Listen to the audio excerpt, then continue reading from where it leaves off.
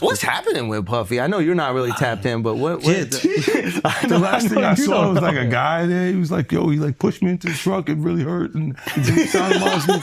Like he sodomized me. I was like, yo, look, I could find other things to do for money.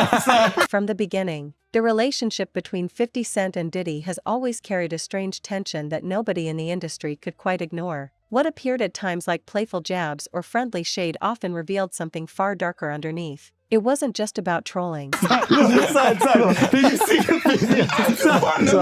Do for money. Bro, I'm not sure I can say that for money. Like somebody pushed How much is this guy trying to get? I don't know. Like it's a simple suit situation, but it's like 20 mil, I can say it. You still have to black his face out. Yes. You still have to mimic his voice because he's like, But his damn. voice wasn't even that different. And then a little deeper. I was like, almost like, no, that's you, young buck. Yo, I almost felt like it was him. I almost knew who it was. You know what I mean? I was like, nah, that's Buck. You trying to get money right. Yo, you can't say that dudes are having sex with other dudes, bro. The internet might come for you. Yeah, you say sweet love, sweet love. Yeah, Sweet love. you gotta say make sweet love. Make That's sweet young love. buck breaking right there. Make sweet love. There's rules to rap beef now, bro. Now people Not gonna in your know. day. Well, I'm saying like, God, That was man, good. why is your homeboy so close to you when you come out of there? Look like you guys just made sweet love. I'm gonna say sweet love instead of anything that says. To me, that's better because they're gonna try to make it something else. You know what I mean? Yeah, that was smart. Like I didn't think about that. I say things that are borderline. Like I'm like, oh my God, you're in trouble. You? Like all the time.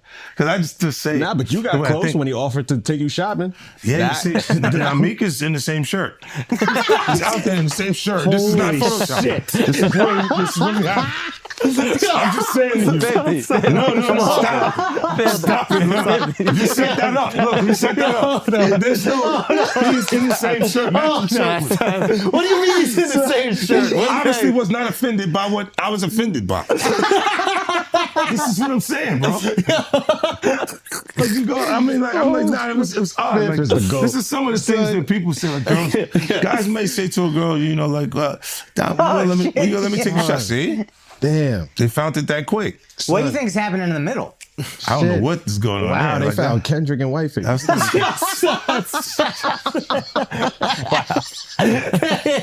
can't dress up Kendrick like that. Oh, you can't dress him up like that. No, it's jokes. That's like the White Chicks movie, bro. You can't do that. Yeah, that was comedy. That was good. Yeah, but that get away with Wifey. That's obviously doing shopping. They got the same outfit. Yeah, and it's wore true. it in public. Yeah, That's a nice shirt. That was a nice shirt. All right, so when he said the shopping line in real life, what did you say? I said, let me get away from him. Because it was like, he was like, yo, you hot now. Now we got to hang out now. Like, hang out. Yeah. He said, I don't know, maybe I'll take you shopping and I get you some flash and you could give me the hood shit. And I was looking and I was like, let me just move away from him because I'm going to mess up the wedding. I always say to myself, like, it was someone's wedding? It was Chris Lighty's wedding. He's in Miami. Nori's there. Nori knows this because I looked at him like, yo. You heard what he just said, right? He's like, yo, certain things they let it go by because it's Puff. Like they would look, like he would say stuff, and it's like he wasn't like in the closet, he was like in the hallway. Now you see so much shit that you go, wait. No, this was visible, guys. He was in the hallway. We saw the video. You see a lot of shit. It comes out later. You're like, that's not the closet. That's the hallway. He didn't give a fuck. Like, you could tell that he was already... Nah, New York is dope. Because when Fab, he was like, yo, Fab, we ain't party. Fab was like, nah, we partying tonight. He's like, no, like, but he didn't party. Yeah. And I'm like, yo, they let that one go? Like, I had to say something about it later because I was like, oh, it was fair. What did it feel like all these years, you being the only one calling this out? I look like I've been the crazy guy for a long time. They said you're a hater. They said you're crazy. You do this, yeah. And now everybody's complaining, my ass is hurting. This all this shit is coming. 50, you can't make jokes about it. No. The internet might come for you, bro. All I'm saying it is, might come from you. You see it now. All of these complaints. People were damned. They were and pillaged. This was what was going on, right? And what do I get for I went through years of a hate. Do you think there's truth to the Jay thing? There's no way. Like that. Look, like if you say, I have this thing where I'm conflicted when it takes you 20 years to remember something happened to you. Yeah. Okay. I don't know. I go also 10 years, 20 years later, that comes back. And it's like all of Puff's problems are coming from the ministers touching little boys. What you mean? The laws are the way they are because the Because Because of the priests. the priest touching little boys. Oh. Why are we looking at me, bro? I That's just go to man. church. I just go to That's church, your right? I have man. nothing to do with this. I have an alibi. That's why the laws allow them to We go got a that lot far of back. turn away from you right there. I'm just a Catholic kid. Come You said you've on. been diddled, dude. No, no. What's the body of Christ taste like? That's sacrilegious. You can't do that. He's like, yo, drink my blood. Yo, So it is crazy when after 20 years they come out. That shit is foul. But with Puffy, you were the only one saying anything for decades. yeah, because we had our own little thing. But you were the only. was Everybody your else thing? was scared. Huh? But everybody else is scared. So you think maybe this is a similar thing where everybody else is scared? I don't know what it is. I'm just I asking. think that they're scared. But if they're scared, But then you've maybe that's been why it's taking so long. insinuating Jay-Z a little bit. Yeah. Like, you've been saying people gonna come for him a little bit. No, You've I been kinda- thought he would do funky stuff like the Super Bowl. Like it was not okay for me to be at the Super Bowl. Oh, he tried to cut that. Yeah, he didn't want me to. Well, they worked to make like there was an issue with me in the NFL that doesn't exist. And So he then- did the corporate way of Yes. trying to keep you down. I'm Oh, it's doing not it. me. It's not. It's them. And then when M says he's not gonna do it if I'm not there, then Let's go. Like, Yeah. yeah, you know, That's But what I'm what's talking your about. and Jay's issue? it's just competitive stuff. It's for the really music. just This is competitive. what I'm saying. When it gets past actual art, like actual music, and you're trying to block something that's in business, then it feels weird. It feels like we should be having beef. Oh, Okay. So I can that's the see behind the scenes thing that we don't see. It's Yeah. one thing when there's like people talking about each other in music, Yeah. but there's behind the scenes business deals that a guy is getting involved with on the side, and it's not like you're gonna go public and be like, they tried to stop my vitamin water. You know, this deal, and Yeah. you go, he said that to you, like. Okay. wow. I get that. Like they'll speak to your temperament. Like say, you know, 50's a little crazy. He'll say anything. You see what saying anything did to Kanye. So they're trying. He's basically trying to scare Yeah, people out of out doing of deals doing with it. you. Interesting. And then M shut it down, and he was like, "Yo, it's got to I'm happen." not. If he's not coming, I'm not coming. And then it changes the whole thing because he really is the biggest one. Yeah. Like you know, they can say what they want. Yeah, no. But when we go to the stats, the actual Numbers don't They know the lie. numbers. he's the And that was biggest before one. the days And- of the bots and all that shit. There's a you know, M obviously speaks with you with high praise, but there's a few videos that I see, and everybody talks about how funny you are. They talk about obviously the albums, all the success, but like Eminem specifically talks about your rapping skill a lot. yeah. Is that mean a lot? I'm like, It does. Like you know, look, he never left that part of the creativity. Like he would go back when you don't see him. He's back. He's in his regimen of the studio. yeah. And this is why, like, he kind of they can't. You can be as good as him, but you can't really beat him at that. Oh, definitely. Because you have to put all your energy there. And you're just not gonna do it. Once these guys get famous, they leave the That's it. studio. And they go, and the thing that makes him feel good is yo, you heard what I did last like last night, and it gives him that again. So if that's, and I'm going, why exactly am I killing the old lady? Yeah. Because that's what they And think. then I'll go, okay. Yeah. Can I have drugs? Can you give me drugs? Can you give me a reason why I'm not in my right mind? Yeah, I'm doing it because that would be an excuse for the behavior being. That was a television moment for me That makes sense. Yeah. This because is I don't really know nobody interesting. who killed somebody's Yeah. old lady to get back into an apartment that they used to hustle out of. Yeah. What makes characters great is when they're flawed, right? Like we like Tony Soprano. He's not a good guy. He's not a bad guy. But you have to know what their constitution is. Right. And I think a lot of times when people are so separated from whatever it is, it could be the mafia, it could be the hood, it doesn't matter. They're so separate, they don't know what a bad guy is capable of. Right. But they don't know what he won't do. The only thing You're was not left killing was nobody's like- grandma. The only thing left was to kill a dog. Like, this is a bad person. What the fuck? I'm like, yo, so the whole lady want me to with a Jesus Saves pillow? Jesus lives. Wow. That was really what the scene was. I was like, yo, can I be on drugs? That's when I started, with lean in the show. Yeah. And yeah. Tyreek was Had him with that because I'm like, yeah, just give me something. Give me Like- a reason that, To break my constitution, to Right. not be who I am. and to make it feel like this could have happened. Yeah. When he had so much character development, and because every character was complex, now you have a spin-off for every single character. Exactly. in the fucking show. You Because the you characters are created real. The Yeah. Hood Marvel. Like it's a multiverse. It really is. That shit is fire. It comes with things, and I got some stuff that's coming. It's gonna shake things. It's gonna be Really? yeah, some good projects. Can you give us a little? Yeah. Oh, I'm working on one with Chris Albrecht right now. Me and Chris, we did Power to Love. Yeah. Well, Courtney is the writer. Was the writer showrunner. But me, Mark Cam introduced me to Courtney. Courtney, we put it together and we got the thing together. But Chris is like the.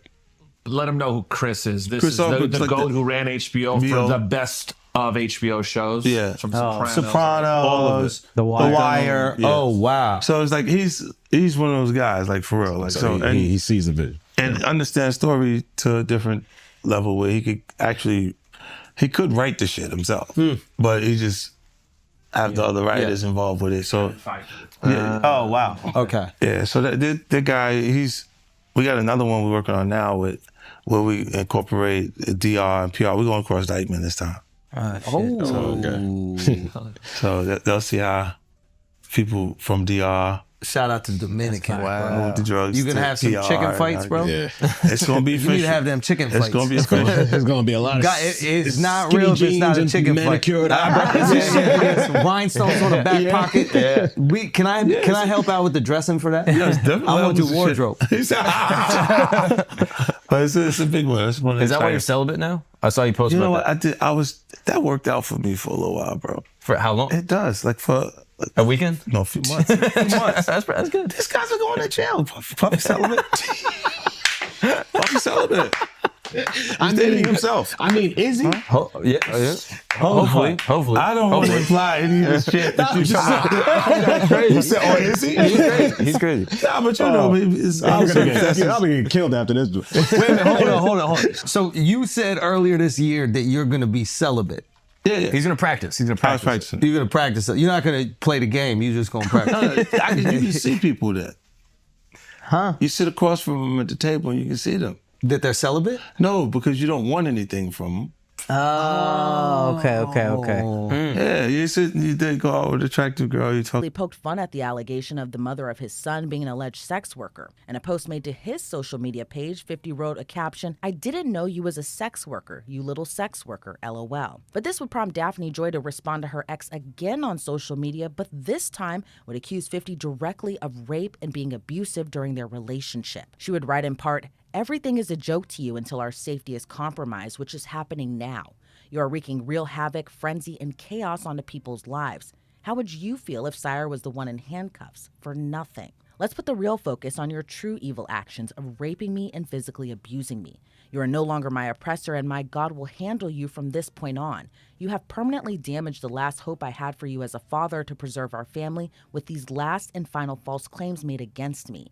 You have broken our hearts for the last and final time." Those allegations against 50 Cent would prompt him to fire back against his ex Daphne Joy and sue her for defamation. In his suit, 50 Cent said those allegations were unequivocally false and would claim she made the shocking allegations in retaliation after he moved to take sole custody of their son. Since that suit, Daphne has deleted her Instagram post accusing 50 of rape and physical abuse. 50 Cent was asked by The Hollywood Reporter the latest in the defamation suit. The rapper and television producer said he tiptoes around the Daphne stuff and explained why. He said, "I got a family court case. The allegations that came out, she posted things to her page saying some crazy stuff. But this comes 8 hours after I filed for custody for my son. And she put that up in response to that, and I'm like, ugh. In this climate, you know how quickly they pass judgment. Things have worked out since she said those things." He went on to add, "I'd like to respond and say some wild stuff, but I've got to sustain that for my son." 50 was asked if he was worried about the allegations, especially given he's making a docuseries about an alleged abuser. And 50 replied, "It is damaging. It is damaging just to have anything said about you at this point, because you have people out there who don't believe your intentions. And if things are going in a positive direction for you and something pops, they gasp." He went on to say for entertainment purposes, they exploit that as much as possible.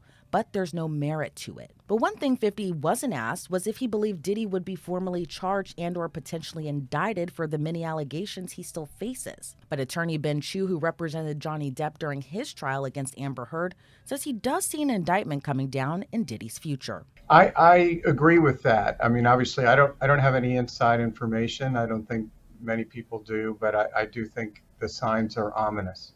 These are very grave matters. As you know, there have been 2 raids on his properties, and that's obviously very ominous signs for him. Although, interestingly, we haven't seen the indictments yet. There's been some time lag. I suppose it will take some time to go through all the forensic, evidence, but still, these are very serious matters. So, I think he faces some serious reckoning. Diddy faces a staggering number of civil lawsuits for sexual misconduct, 10 that have been filed since last November. Former adult film star Adria English filed her suit on July 3rd of this year, claiming she was first employed by Combs in 2004 and was groomed into sex trafficking over time. In May of this year, April Lampros filed her lawsuit against Combs, accusing him of battery and sexual assault. 2 days prior to Lampros' suit being filed, Crystal McKinney also filed a suit against Diddy. McKinney alleges she met Combs at a studio where he gave her a lace joint, alcohol, then forced her to the bathroom and forced her.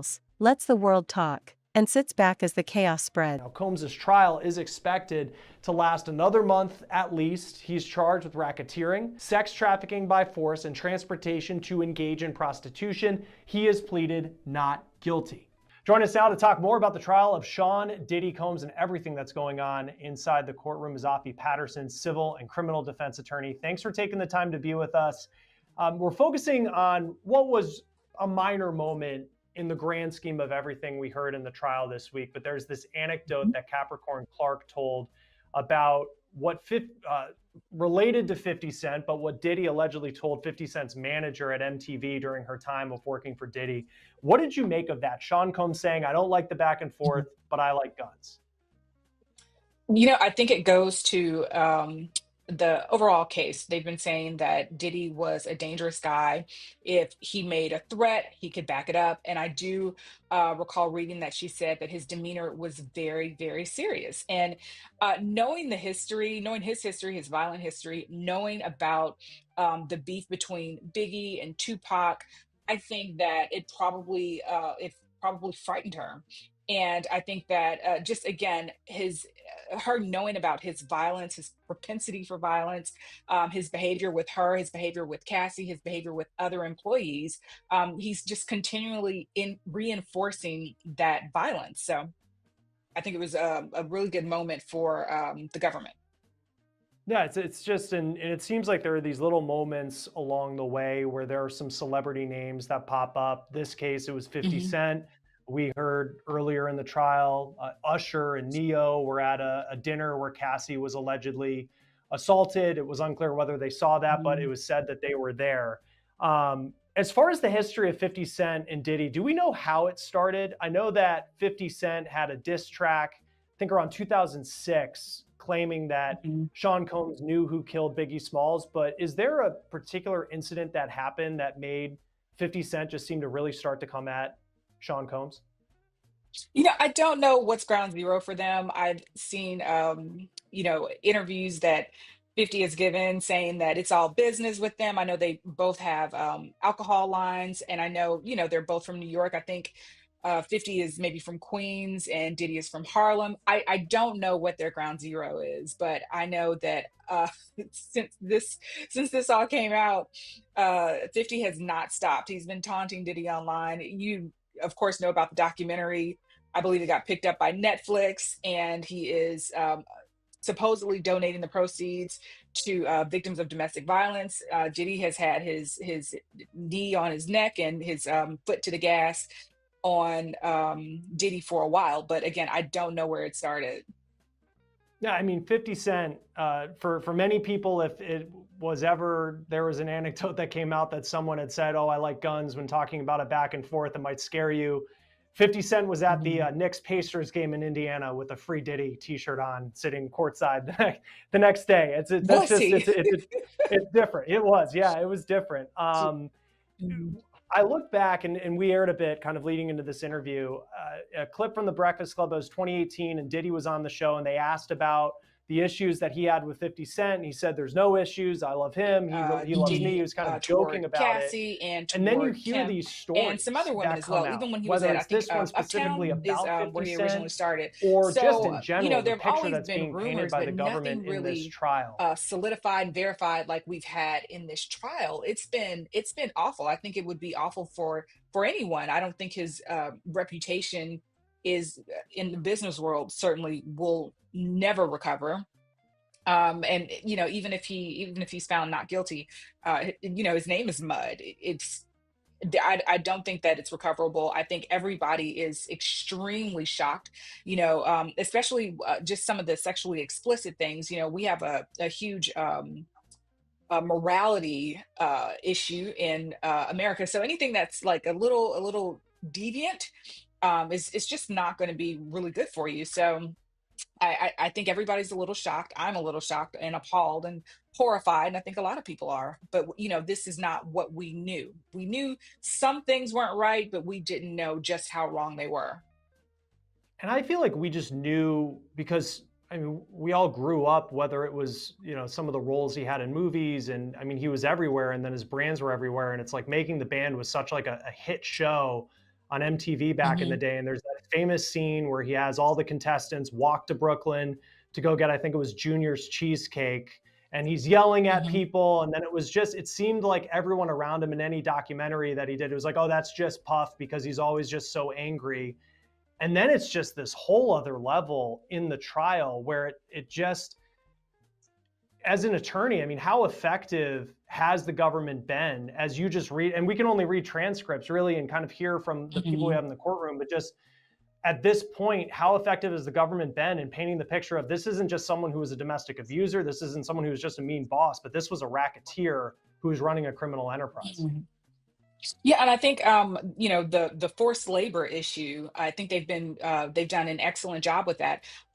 You know, with the transcripts I've been reading, a lot of the people are saying that they worked for 20 hours. Like that's the magic number, 20 hours straight. They, you know, on a good day, we heard you'll get 4 hours of sleep. On a bad day, you'll get 4 hours of sleep.